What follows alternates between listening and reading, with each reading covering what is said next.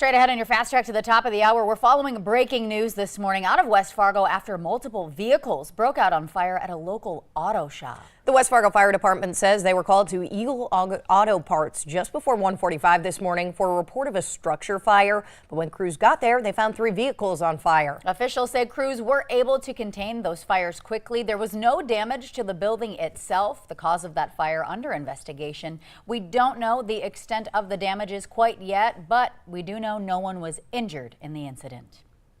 New this morning, a Fargo man has been arrested for terrorizing after a report of a man holding up a rifle on top of a parking ramp. Fargo police say it happened around 9:30 last night. They say officers formed a perimeter around that parking ramp and found a man holding a BB handgun as well as a BB rifle. Both of those weapons were replicas designed to look like real firearms. 23-year-old Tyson Oka was arrested for terrorizing and booked into the Cass County Jail. Police say that investigation is still ongoing. There does not appear to be any threat to the public at this time.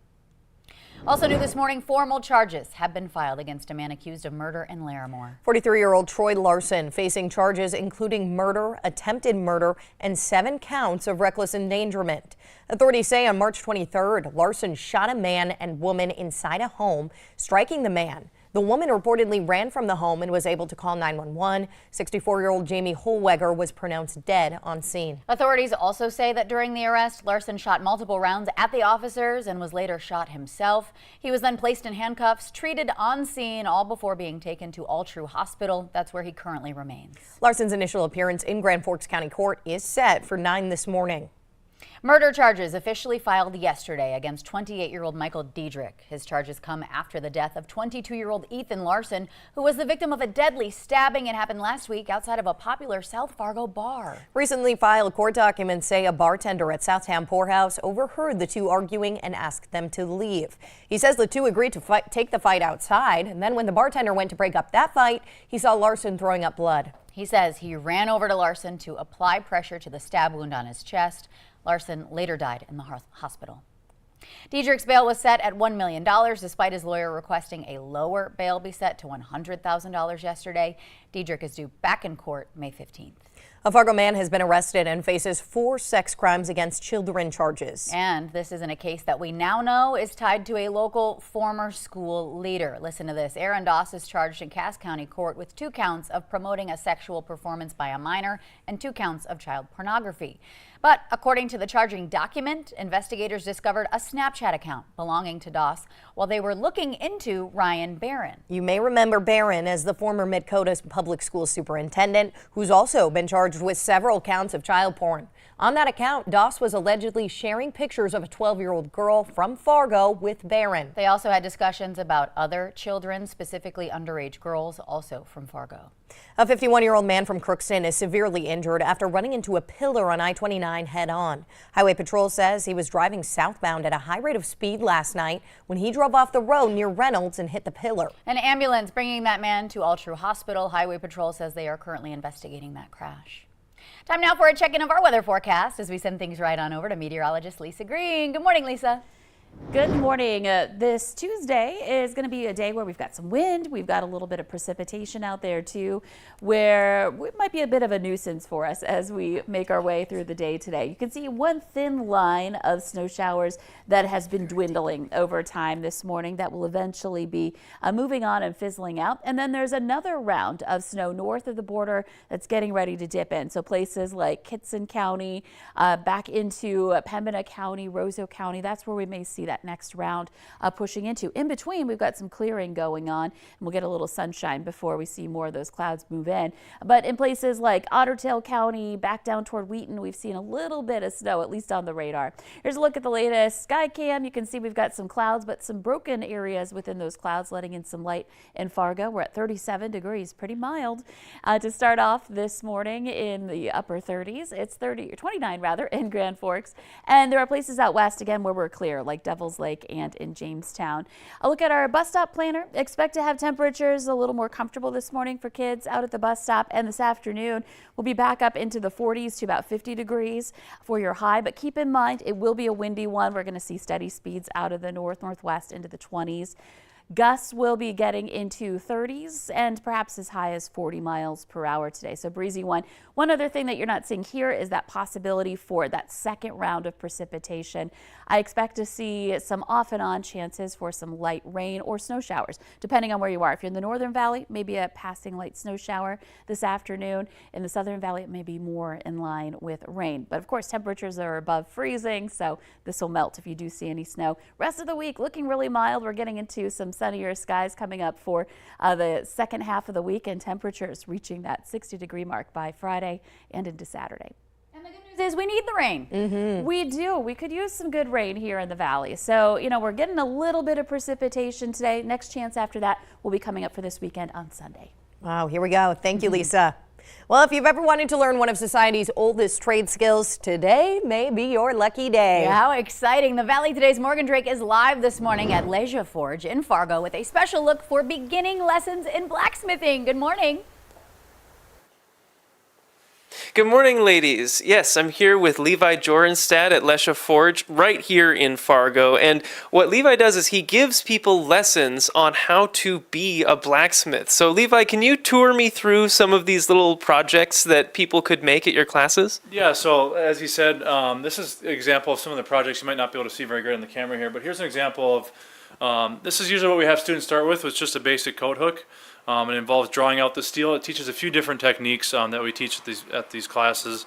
Drawing out the steel to a point here, doing some sort of curved rounded end here using the anvil, and then putting in some kind of decorative twist, which is usually done with a vise and a wrench. But yeah, you can see there's a lot of different things here that we make. A common item is what we call a coal rake, which is kind of just used for moving coal around in the forge. But you can also use this as a fireplace tool or a wood turning tool or something of that sort. And do you have any favorite projects for people to work on? Just stuff that you really enjoy teaching people how to make? I think, it's always fun to have people kind of try a knife for the first time. There's a lot of people that love to do that, and so we try to do that sometimes towards the end of the class, usually with like a railroad spike, as you see here, something like that. I think spoons are kind of fun, but they're also kind of challenging, and that kind of makes it kind of fun to watch students kind of learn and progress through those challenges that go into making something like this. And then can you show me one of these? You've got your collection of knives over here. Can you show me one of these that you've made? Yeah, so actually I think all of these I've made here. This is just an example, I guess it's sort of a Viking Age sort of style sax here. But yeah, this is something I've kind of done, not necessarily in our classes, but just kind of in my own time. Of course, I do some of my own blacksmithing and bladesmithing outside of the classes, so. It's all really, really cool to see on the table here. Just all of the stuff's made of rebar, made of tire iron. You've made, one is actually a knife that's made of a railroad spike that I was really surprised to see. So coming up here, I'm going to show you guys exactly what this process is going to look like for a beginner. But that's all for me right now. Back to you in the studio. Wow, how incredibly interesting. Thank you so much for a live look this morning, Morgan. Yeah, and if you want to sign up for classes, all you have to do is visit Lea Forge's website. That's lejaforge.com, L-E-S-J-A. Well, the U.S. Air Force is introducing cold weather special duty pay. That's for eligible airmen and guardians assigned to bases where weather is expected to drop during winter months below -20 degrees Fahrenheit. That includes the Minot Air Force Base, Grand Forks Air Force Base, and Cavalier Space Station in North Dakota. U.S. Senator John Hoeven says this move is all designed to help offset the costs of cold weather gear, including snow tires and engine block heaters. A lot of them come from southern parts of the country. They don't have all the gear we're used to having here up north. So I'm pleased we were able to get this for them. We appreciate them so very much. The special pay is set to begin July 1st. The Air Force says they'll announce how much it's going to be and other details closer to that time.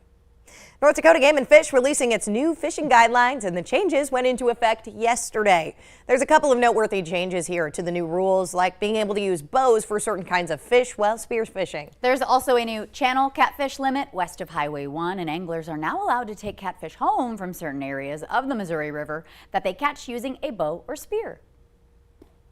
That is always center stage, is how do you protect the resource, safeguard the resource while at the same time providing ample fishing opportunities. So, You at home can find the full list of guidelines on the Game and Fish website.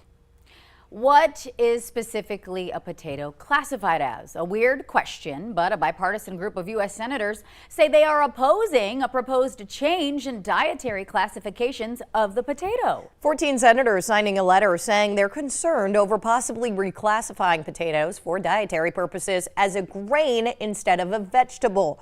That's because they have more starch and less fiber than most veggies.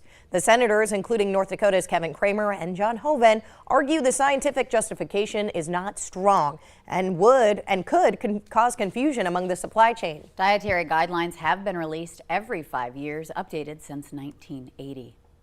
Well, if you already checked your tickets, wah, wah, wah. No winner in last night's Powerball drawing again, so that only means the jackpot is jumping up again. Yeah, the Powerball jackpot increased to an estimated $1.09 billion after no one matched the 6 numbers drawn last night. So that means the numbers selected were 19, 24, 40, 42, 56, and the Powerball was 23. The jackpot has been growing for several months. The last winner was on New Year's Day. The next drawing, it could be you tomorrow. It's happening tomorrow night. Well, President Biden and the First Lady hosted the traditional Easter egg roll at the White House yesterday. This year's egg roll theme was eggucation. According to the White House, about 40,000 people were expected to take part in the festivities, although wet weather did lead to some events being postponed. The White House tradition dates back to 1878 when Rutherford B. Hayes hosted the first, allowing children to roll their eggs on the South Lawn. Wow.